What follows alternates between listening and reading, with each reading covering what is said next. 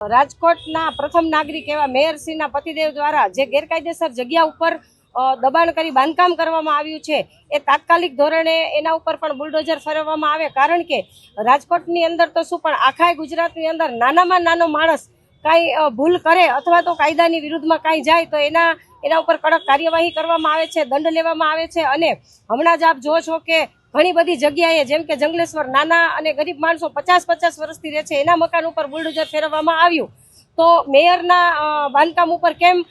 Bulldozer ફેરવવામાં આવતું નથી? કારણ કે કલેક્ટરે પણ આની સ્પષ્ટતા કરી છે કે આ સરકારી જગ્યા છે, છતાં પણ આ તંત્ર આખે પાટા બાંધી અને એના ઉપર ક્યારેય બુલડોઝર ફેરવવાની ચર્ચા પણ કરતા નથી અને એના ઉપર કાર્યવાહી કરતા નથી। તો અમારી એવી માંગ છે કે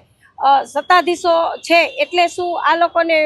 સત્તાધીશોની મિલીભગત છે અને પોતે સત્તામાં બેઠા છે એટલે આના ઉપર તંત્ર કોઈ કાર્યવાહી નથી કરતું કે શું? એટલે આજે અમારી એવી માંગણી છે કે મેયરશ્રીના બાંધકામ ઉપર તાત્કાલિક ધોરણે બુલડોઝર ફેરવવામાં આવે। આજનો અમારો વિરોધ એવો છે કે આજે અમે મેયરને જો આવી જમીનની કે મકાનની આવા ભ્રષ્ટાચાર કરવાની શું જરૂર છે, તો એના માટે અમે આજે એને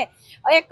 બંગલો અમે એને ગિફ્ટ કરવાના છીએ કે ભાઈ તમારે ભૂખ હોય તો આલ્યો, અમે તમને આપીએ છીએ, પણ આવી સરકારી જમીનની અંદરથી બાંધકામ દૂર કરો।